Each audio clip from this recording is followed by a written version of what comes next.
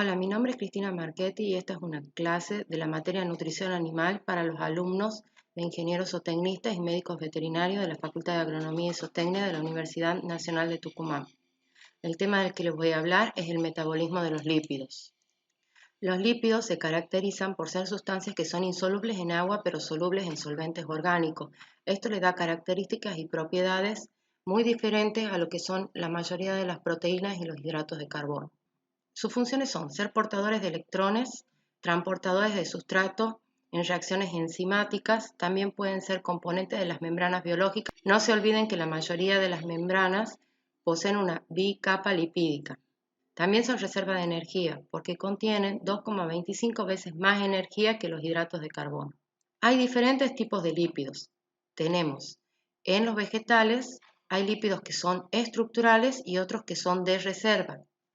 En los estructurales tenemos los integrantes de membrana y los que son de protecciones en las capas superficiales, como en el caso de las ceras. Los de reserva son los frutos y las semillas. En los animales también tenemos lípidos. Estos ocupan funciones de reservas de energía y se guardan en el tejido adiposo, y estructurales como en el músculo, en el adipocito y en el hígado. Los lípidos se clasifican de muchas maneras. Yo voy a tomar la clasificación en donde tienen en su interior una molécula de glicerol o no. Si dentro de su composición química tienen glicerol, se pueden dividir en lípidos simples como las grasas o en lípidos compuestos como los glicolípidos y los fosfolípidos. Estos tienen, aparte de un lípido, un azúcar, o aparte del lípido, un grupo fosfato. Sin glicerol tenemos las ceras, que son totalmente indigestibles, por lo tanto no tienen valor nutricional.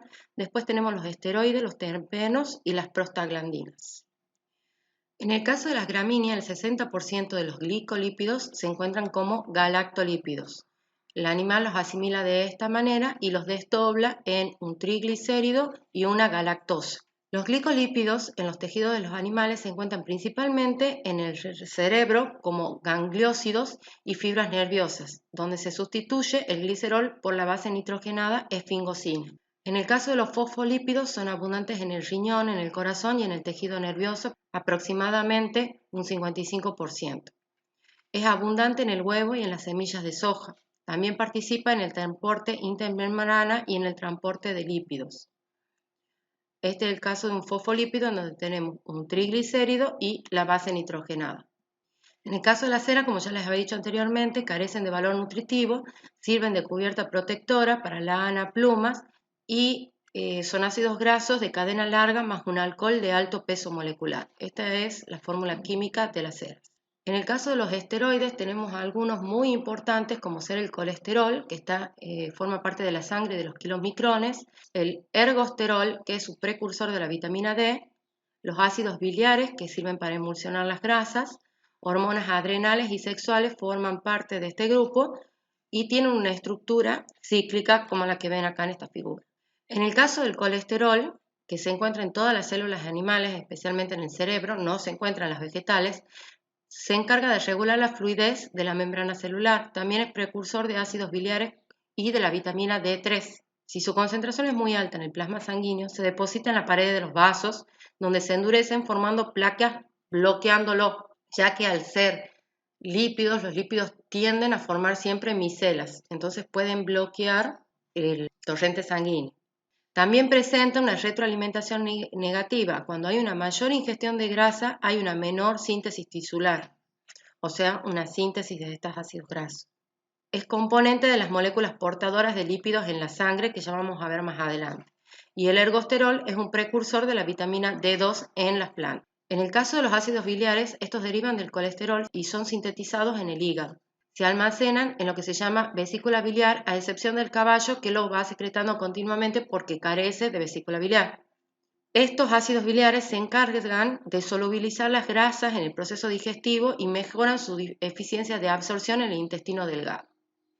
Las hormonas esteroidales forman parte de lo que se llaman lípidos y también se sintetizan a partir del colesterol, como el caso de los andrógenos en los testículos y el estrógeno en el ovario. También tenemos la progesterona, los glucocorticoides y los mineralocorticoides en la corteza adrenal. Los terpenos están formados por moléculas de isopreno, que forman grandes estructuras de cadenas cíclicas. El fitol es el componente de la clorofila, que forma parte también de los que se clasifican terpenos. Los carotenoides son componentes de la vitamina A y las xantófilas dan el color amarillo a la piel del pollo. Forman parte de la vitamina E y K, o sea que son precursores de muchos pigmentos y de vitaminas. Las prostaglandinas son hormonas que se sintetizan a partir del ácido araquidónico, que es un ácido graso esencial que vamos a ver más adelante. Norman la acción de varias hormonas en la síntesis del adenosín monofosfato. Se relaciona con la lipólisis de los tejidos adiposos y participa en reacciones claves en el proceso reproductivo. Esta es la forma química de las prostaglandinas. Hay una relación entre los ácidos grasos y los eicosanoides, que vienen desde la ración. En la ración brinda lo que se llaman ácidos grasos esenciales, como ser el linoleico, el araquidónico y el alfa-linoleico. Estos se van a ir transformando hasta ser la serie 1 de las prostaglandinas y los tromboxanos y la serie 3 de los leucotrienos. El ácido araquidónico forma parte de la serie 2 de las prostaglandinas, las prostaciclinas y los tromboxanos, y el alfa-linoleico se va a ir transformando y va a formar la serie 3 de prostaglandinas, prostaciclinas y tromboxanos, y la serie 3 de leucotrienos. Esta, por lo tanto, es la relación que hay entre los ácidos grasos y los eicosanoides. Son precursores en estas tres series de todos estos compuestos. Ahora veamos la importancia de las prostaglandinas. Las prostaglandinas de la serie 1 y 3 son antiinflamatorias e inhiben la agregación plaquetaria. La serie 2 son proinflamatorias y favorecen la agregación de plaquetas. Los trombohexanos de la serie 1 y 3 estimulan ligeramente la agregación plaquetaria y estimulan la contracción del músculo liso, el intestinal y vascular. Lo mismo que los leucotrienos, pero la acción de los trombohexanos 2 es mucho más potente. Ahora vamos a ver las grasas y los aceites. Estos tienen las mismas estructuras y propiedades químicas. Están compuestos por una molécula de glicerol, que es un alcohol que tiene 3 átomos de carbono, y sobre cada uno de estos átomos de carbono se une un ácido graso. El tipo de ácido graso que se va a unir acá al glicerol va a dar funciones diferentes a las grasas. Vamos a ver las propiedades físico-químicas. Las grasas tienen la misma estructura en general, como ya vimos anteriormente. Tienen iguales propiedades químicas, pero varían en sus propiedades físicas. Por ejemplo, los aceites, el punto de fusión es bajo y son líquidos a temperatura ambiente, mientras los que se dicen grasa, el punto de fusión es más alto y son sólidos a temperatura ambiente. Por lo tanto, las propiedades físico-químicas de las grasas van a determinar su acción y su forma de determinación. Vamos a ver el punto de fusión. El punto de fusión de una sustancia es el punto que cambia del estado sólido al líquido. Por lo tanto, a mayor número de átomos de carbono, más larga va a ser la cadena de los ácidos grasos y su punto de fusión va a ser mayor. El punto de fusión va a ir disminuyendo a medida que aumentan los dobles enlaces. Eso hace que sean más líquidas a temperatura ambiente. Las grasas líquidas a temperatura ambiente se denominan aceite. Determinar el punto de fusión indica la dureza de las grasas e indirectamente refleja el largo de la cadena y de su insaturación. La longitud de la cadena y el grado de insaturación de los ácidos grasos individuales que constituyen el triglicérido van a determinar sus propiedades físicas y químicas, básicamente si se los va a denominar grasas o se los va a denominar aceite. El índice de yodo sirve para ver el grado de insaturación. Los dobles enlaces de yodo se fijan a cada doble enlace que tienen los ácidos grasos. Por ejemplo, acá nosotros tenemos unos ácidos grasos que tienen dobles enlaces. Al agregar yodo, estos dobles enlaces se unen a las moléculas de yodo. Por lo tanto, para poder saber si el grado de insaturación que tienen esos ácidos grasos, vamos viendo cuántos gramos de yodo se absorben en 100 gramos de grasa. Y eso nos va a indicar, por medio de una tablita, cuántas insaturaciones tiene el ácido graso. Otra propiedad que tienen es la hidrólisis. Las grasas pueden hidrolizarse al hervirlas con álcalis, dando lugar a glicerol y jabones. Puede ocurrir en forma natural, que es por acción de las enzimas lipasas. La mayoría de los ácidos grasos son inodoros e insípidos, o sea que no se les siente el olor y no se les siente el sabor. Pero en el caso del butírico y el capriónico tienen un sabor y un olor intenso que hacen que sean inaceptables para el consumidor. Y proviene del ataque de lipasas bacterianas y de hongos y es lo que va a dar el enraiciamiento. El índice de saponificación es cuando se hierve una grasa con álcalis y se separa el glicerol y los ácidos grasos que forman una sal alcalina llamada jabón. Los miligramos que se requieren de álcalis, o sea, de hidróxido de potasio, para saponificar 1 gramo de grasa se llama índice de saponificación y sirve para determinar el tipo de grasa que se trata. También tenemos lo que se llama índice de Reicher-Meisel. Este se utiliza para detectar adulteraciones en la manteca y en la leche, en general para todo tipo de grasas. Determina la cantidad de ácidos solubles en agua y volátiles y se lo define como el número de miligramos de hidróxido de potasio 0,1 normal que se necesitan para neutralizar los ácidos grasos volátiles solubles en agua que se obtienen de la hidrólisis de 5 gramos de grasa.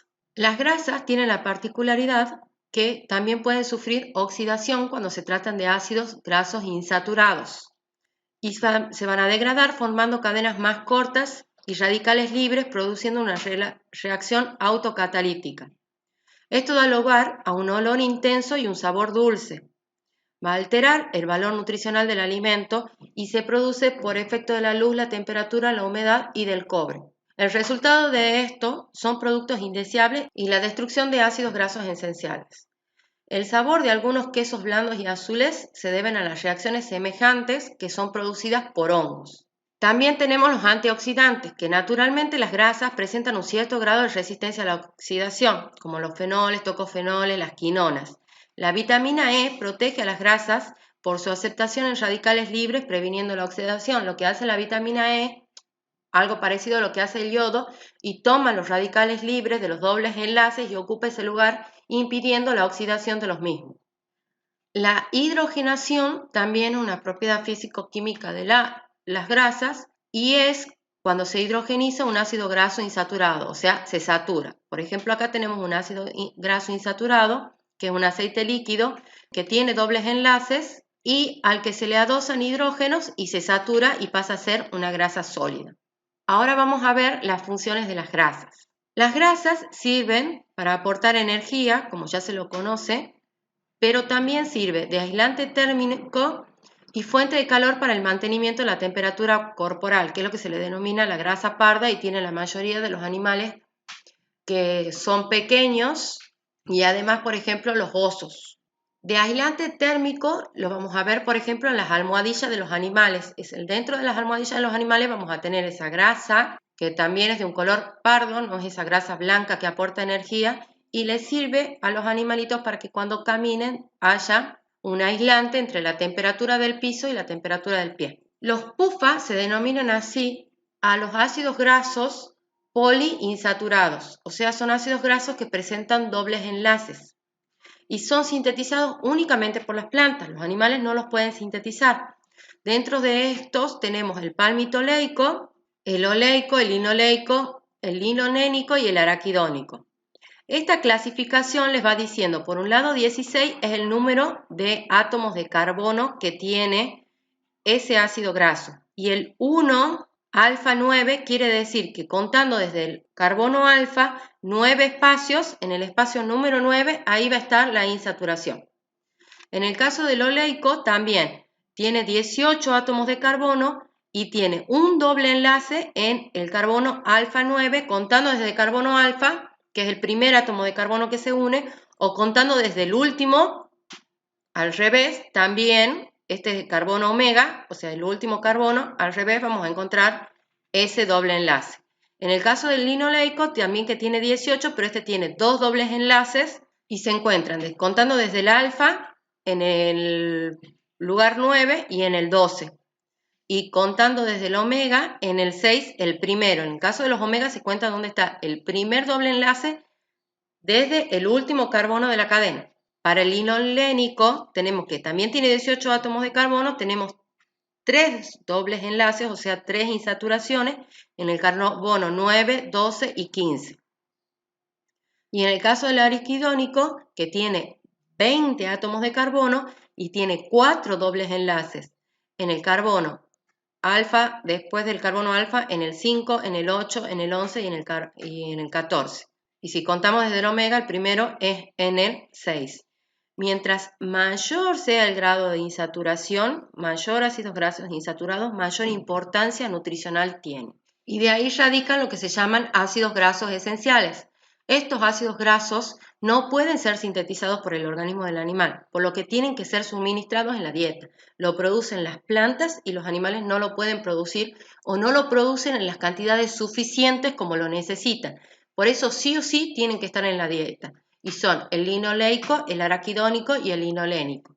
Desde el araquidónico se puede formar algo de linoleico y linolénico, pero no en las cantidades suficientes. Y estos tienen como característica de tener muchos átomos de carbono y muchos dobles enlaces en su estructura, como hemos visto recién. ¿Cuáles son las funciones de estos ácidos grasos esenciales? Que forman parte de las membranas, participan en el transporte de lípidos, en enzimas lipoproteicas y forman parte de las estructuras de prostaglandinas, trombohexanos, prostacyclinas que sirven para la coagulación de la sangre, para mantener la presión sanguínea y la respuesta inmune, que es un poco también lo que hemos visto anteriormente con las clasificaciones. Ahora vamos a ver el metabolismo de los lípidos en los animales no rumiantes. En el aparato digestivo, los lípidos se encuentran formando una emulsión burda debido a que son insolubles en agua. ¿Qué quiere decir? Que van formando como unas pelotas grandes que son difíciles de desdoblar, romper y formar compuestos pequeños para ser absorbidos. Entonces, para que puedan ser absorbidos, estas moléculas grandes que se forman deben hacerse miscibles en agua y llegar hasta las microvellosidades, estando rodeadas por una fina capa acuosa que la va a hacer soluble y va a poder ser absorbible en el intestino. Para que pueda pasar esto tenemos 4 fases. Una fase de emulsión de las grasas, una fase de hidrólisis, una de formación de micelas y otra de absorción. Vamos a ver la parte de la emulsión. En la grasa de la dieta, en el estómago, se va a ir formando, por acción del calentamiento y mezcla, se va a ir formando unos glóbulos líquidos de grasa. O sea, esa emulsión burda, grande, va a ir rompiéndose en moléculas más pequeñas por una acción de calentamiento y de mezclado. Cuando llegan al duodeno, por la exposición de la bilis, de los ácidos biliares, se forman gotas de grasa mucho más pequeñas. Una vez que ya se han formado estas micelas, se va a producir una hidrólisis. En la hidrólisis, ¿qué es lo que va a pasar? A la gota grande de grasa, para poder romperse, se le van a adicionar lo que se llaman las colipasas. Las colipasas lo que hacen es romper, estos son ácidos biliares, que van a ir formando una capa que la van a ir haciendo soluble en agua a esa molécula de grasa. Entonces, acá, para que se pueda ir rompiendo toda esa grasa que está ahí, que son triglicéridos, que tienen glicerol y ácidos grasos, van a entrar las colipasas, que son como las que van a abrir la puerta en esta membrana que se ha formado y le van a dar lugar a la lipasa, que es la que va a ir rompiendo los enlaces de uniones entre el glicerol y los ácidos grasos, que generalmente rompen en los enlaces 1 y en los enlaces 3, dejando ácidos grasos y un monoacilglicerol. Y esto lo van a ir liberando a la luz del tubo digestivo. Una vez que los vayan liberando, acá es como que está la colipasa, y bueno, y acá tendría que estar la lipasa, formando ácidos grasos, monoglicéridos, diglicéridos, gliceroles y algunos triglicéridos. Estos van a ir formando unas micelas, que también va a ser por acción de los ácidos biliares. Estas micelas, que ya van a tener un tamaño mucho más pequeño, van a llegar hasta las microvellosidades y en las microvellosidades van a ser absorbidas. Una vez que son absorbidas, van a pasar a ser resintetizadas en otros nuevos triglicéridos en el retículo endoplasmático de estas microvellosidades. Otras enzimas que pueden actuar son el colesterol, que es una enterasa, la fosfolipásida, que actúa en los ácidos grasos no esterificados, el colesterol y los fosfolípidos. Los lípidos se van a absorber por proteínas transportadoras. Van a ser ácidos grasos de cadena muy larga y por difusión simple los ácidos grasos de cadenas cortas, como los monoacilglicéridos, el colesterol y la vitamina A. Por lo tanto, por difusión simple, los ácidos grasos de cadena corta y por proteínas transportadoras, los ácidos de cadena larga. No se olviden que los ácidos grasos son lípidos, entonces la bicapa lipídica de la membrana plasmática los va a tomar prácticamente como suyos y los va a dejar pasar fácilmente cuando son de cadena corta. Bueno, acá vemos un esquema de la absorción de lípidos luego de las micelas y una formación posterior de lo que se llaman kilomicrones. Los lípidos, como son sintetizados en el retículo endoplasmático rugoso, vuelven a tener un tamaño grande. Y si van por sangre, primero es difícil que vayan por sangre porque los capilares son muy pequeños y las moléculas son grandes, entonces no pueden pasar por ahí. Tienen que ir a un lugar que les permita por su tamaño ser absorbidos en sangre y a su vez tienen que ser solubles en agua, porque si no van a empezar a emulsionarse nuevamente. Para eso lo que se hace es rodearse de proteínas que van a ayudar a su transporte y estas se les denomina kilomicrones.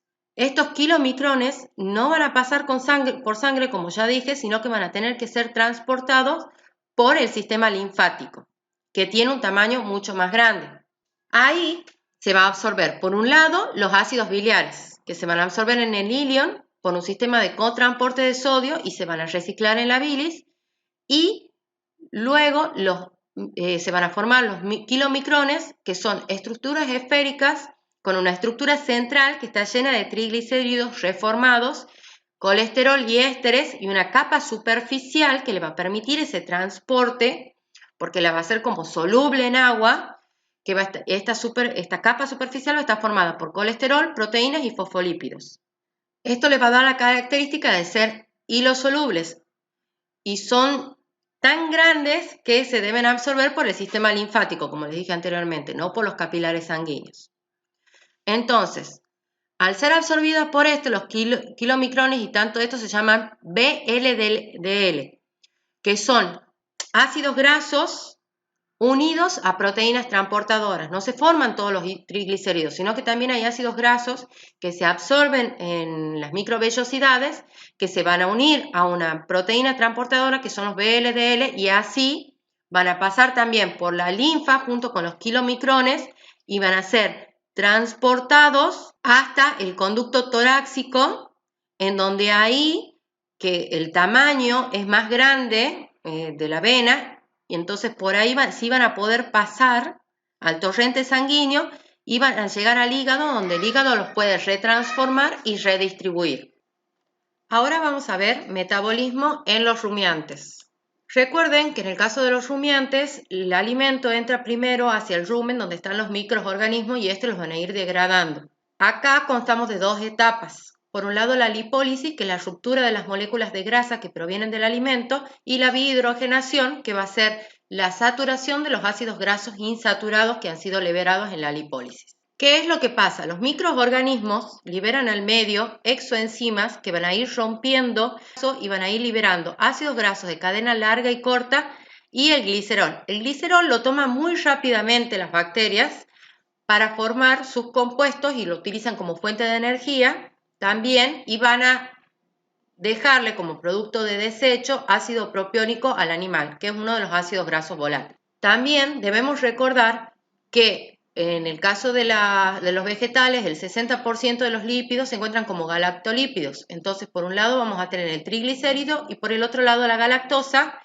que también es absorbida con rapidez por los microorganismos y dando al medio ácido acético y butírico. Eso quiere decir que al intestino del animal va a llegar más que nada ácidos grasos de cadena larga y de cadena corta, y el glicerol y la galactosa se van a transformar en ácidos grasos volátiles absorbidos en el rumen. Los ácidos grasos que sí llegan al intestino del animal van a ser los propios de los microorganismos que van a ser que son arrastrados en el alimento del animal. Muy bien, ahora vemos la biohidrogenación. Los ácidos grasos que están insaturados, libres, son tóxicos para los microorganismos, ya que las membranas de los microorganismos que están formadas por bicapas lipídicas los reconocen como propios y al entrar rompen esa estructura de la membrana plasmática y matan al microorganismo. Por eso es necesario que se saturen. Y se saturan debido a la gran producción de protones que se producen en el rumen por las mismas reacciones químicas que están constantemente produciéndose. Eso hace que los ácidos grasos insaturados pasen a saturados y no maten a las bacterias. También, como estos tienden a formar micelas, a formar emulsiones, pueden adherirse a la superficie de la vegetal y no dejan que las exoenzimas de los microorganismos ataquen ese vegetal y puedan ir degradando la celulosa. Las bacterias celulolíticas, las metogénicas y los protozoos son los más sensibles a esta toxicidad. Y por eso todos esos ácidos grasos insaturados se deben hidrogenar, o sea, saturarse, o pueden formarse sales insolubles que se forman agregándole calcio al alimento. Entonces se forman jabones cálcicos que saturan esos ácidos grasos para que no produzcan la muerte de los microorganismos. Otra característica más es que la mayoría de esos ácidos grasos que tienen configuración cis, que es una configuración químicamente muy activa, pasan a una configuración trans, que es mucho más estable. En este gráfico podemos hacer un resumen de lo que pasa en el rumen del animal. Acá en el líquido ruminal vamos a tener las enzimas microbianas, las exoenzimas, que van a romper los triglicéridos y los van a dividir en glicerol y ácido graso. El glicerol lo toma el microorganismo, produce energía y libera ácidos grasos biovolátiles como el propionato, y los ácidos grasos provenientes del triglicérido que están insaturados los satura y también los toma para formar sus propias estructuras. También siempre existen algunos triglicéridos sobrepasantes, o sea que quiere decir que han escapado de la degradación ruminal y han llegado hasta el intestino del animal. Bien, en esta gráfica vamos a ver el destino de los lípidos. Estos, como se van ingiriendo constantemente en el alimento, se van degradando constantemente en el rumen del animal, van liberándose y llegando al intestino, en donde la mayoría van a ser transportados como lipoproteínas de baja densidad y se van a formar muy pocos kilomicrones. Entonces, en el caso de los rumiantes, en la linfa lo que más vamos a encontrar es VLDL que kilomicrones. Ahora veamos el capilar. El capilar, que ingresa el triglicérido por los kilomicrones o los VLDL, ingresa y por medio de una lipasa que se encuentra en el capilar se divide en ácidos grasos y diglicéridos. Estos diglicéridos y ácidos grasos van por sangre hasta el adipocito, donde se retransforman nuevamente en triglicéridos, o pueden llegar al hígado, en donde el hígado los distribuye y los transforma en otros compuestos. Además, por sangre, cuando se rompe el kilomicronio o el VLDL, tanto el colesterol como la lipasa de baja densidad vuelve a la circulación sanguínea. La bibliografía es el McDonald, en donde ahí tienen toda la clasificación de los lípidos, y el Maynard, donde está el metabolismo de los lípidos propiamente dicho. Eso les voy a subir al aula virtual. Esto es todo y espero que lo hayan entendido.